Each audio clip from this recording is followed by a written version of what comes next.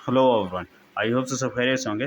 तो आज हम पढ़ेंगे सीएसएस की एक और प्रॉपर्टी ग्रिड के बारे में। सीएसएस ग्रिड ये क्या होती है और ये क्या काम करती है और इसकी मदद से हम एक लेआउट बनाएंगे।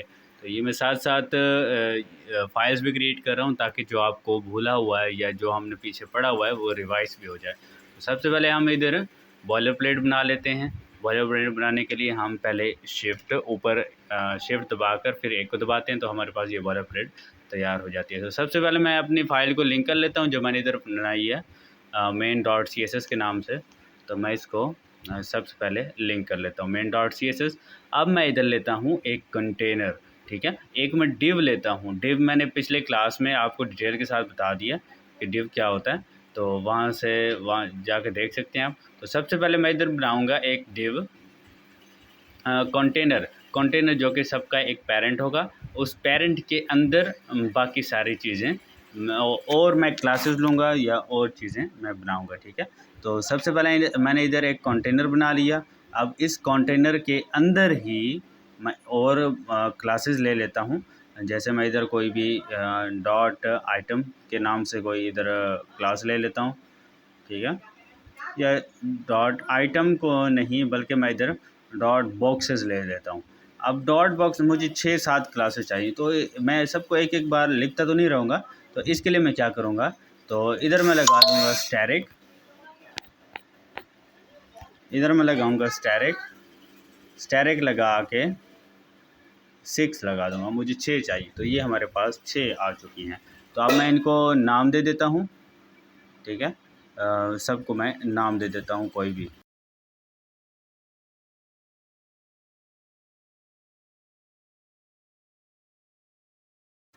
तो चले हम अपनी इस CSS फाइल के अंदर चलते हैं, ठीक है। अब मैं इधर डॉट कंटेनर लिखूँगा, कंटेनर को टारगेट करूँगा जो कि मैंने सबका पेरेंट दिया है।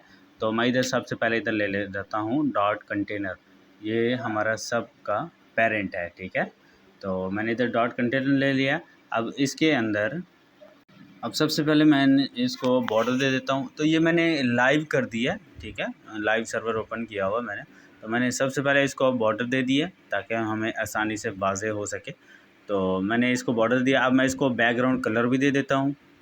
पेरेंट को ये सब चीज़ें मैं पेरेंट को दे रहा हूँ। जैसे मैं पेरेंट को दूंगा तो ये सब पर अप्लाई होगा क्योंकि ये सारी क्लासेस का पेरेंट है। तो ये देखिए मैंने जैसे इसको बैकग्राउंड कलर दिया तो ये हमारे पास पूरे उसको आ चुका है, ठीक है। 1 2 3 4 5 6 मतलब ये सब को आ चुका है क्योंकि ये हमारा पेरेंट है।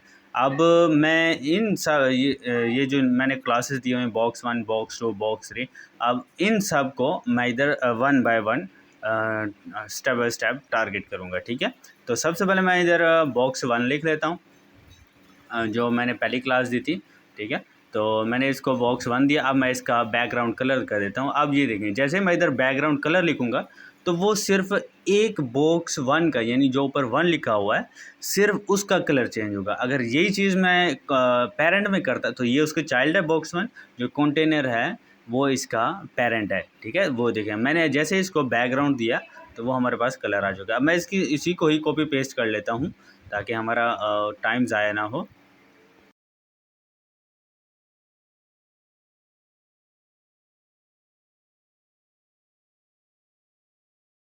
अब सब क्लासों को मैंने इधर टारगेट कर दिया। अब मैं इनके कलर चेंज कर देता हूँ ताकि हमें वाज़ेह नज़र आए और समझ आ सके। अब सबका कलर वाइट है तो हमें नज़र नहीं आ रहा है। अब वाइट के पीछे भी हमारा एक कलर है, वो मैं आपको आगे चल के दिखाऊँगा। तो मैंने इसका कलर चेंज कर दिया। अब इसका भी 5 का भी कलर चेंज कर देता हूँ, 4 का भी इसी तरह मैं सबका कलर चेंज कर लेता हूँ। तो इसी तरह मैं इसका कलर चेंज कर लेता हूँ सबका।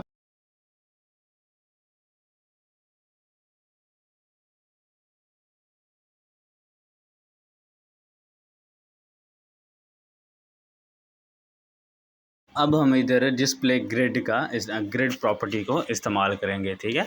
तो मैं इधर लिख लेता हूँ डिस्प्ले।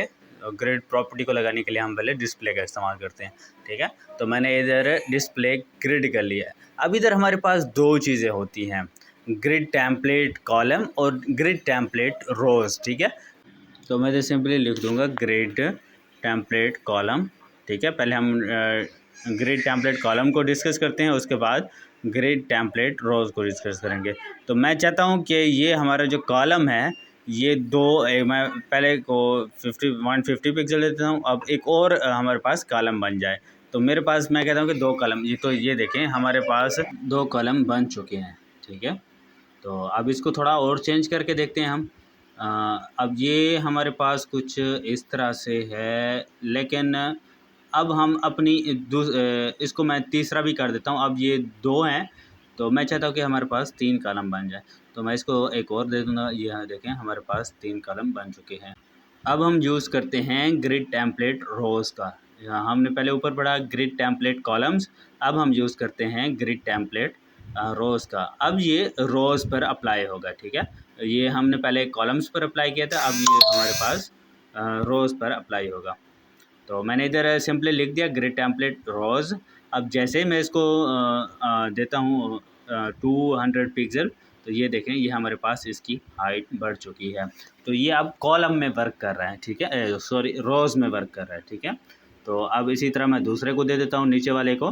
तो ये हमारे पास 100 पिक्सल, तो ये हमारे पास इस तरह से आ चुका है। अब मैं तीसरी वैल्यू दे देता हूँ कोई, तो ये देखें ये हमारे पास नीचे वाले की हाइट बढ़ जाएगी। तो ये तो था हमारा ग्रिड टेम्पलेट कॉलम्स और ग्रिड टेम्पलेट रोज़